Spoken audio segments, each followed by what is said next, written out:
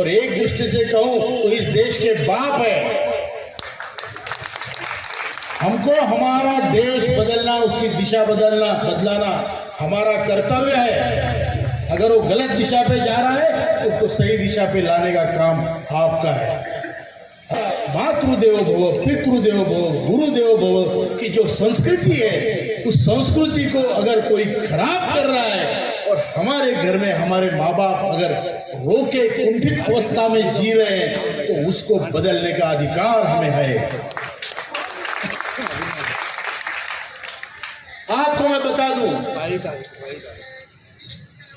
कि हम लोगों ने देश बनाया, हमारे बाप दादाओं ने बनाया। इस देश पे हमारा भी अधिकार है, हम में से प्रत्येक आदमी का इस पे अधिकार है और वही हम जताना चाहते हैं। और इस देश के लिए हमारा कर्तव्य भी है। दोनों चीजें हैं और वो दोनों चीजें हम संभाल रहे हैं। संघर्ष में अपने आप को खपाया है। मैंने इस संघर्ष में जिनके साथ काम कर रहे थे हम लोग, कंधे से कंधा मिला के उनको मरते हुए देखा है।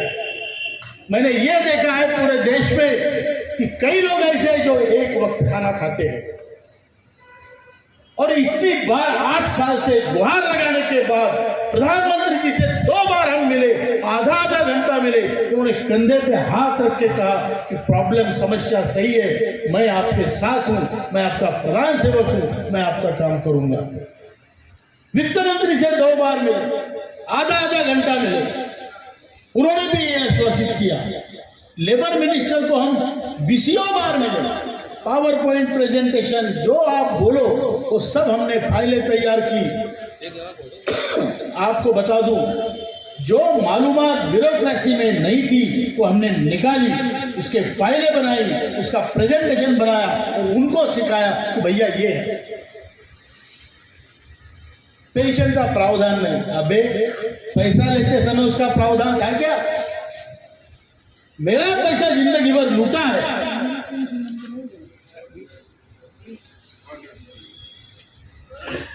मेरा पैसा जिंदगी भर लूटा है, हर महीने मेरे से पैसा जमा किया है और जब पैसा जमा किया था तब इनके आश्वासन क्या थे आप देखिए।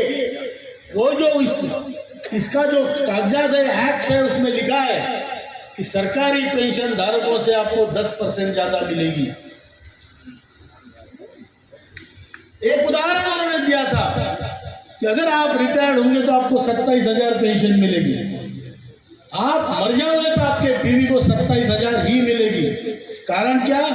कारण ये कि वो पूरी पेंशन आपके कंट्रीब्यूशन पे हुए इन्वेस्टमेंट पे होती है और दोनों मरने के बाद जो नेक्स्ट ऑफ किन है, जो उसका आपका वारिस है, उसको 23 से 27 लाख रुपए मिलेंगे।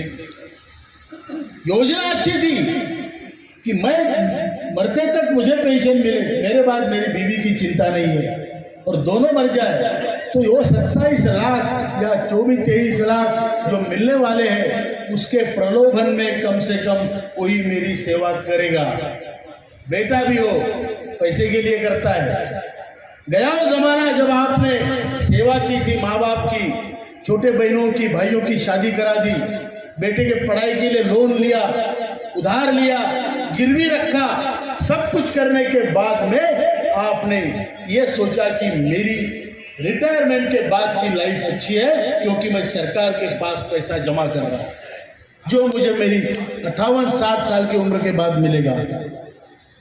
आज मैं आपको बड़ी दुख के साथ कहता हूं कि पूरे भारत में एवरेज पेंशन 1100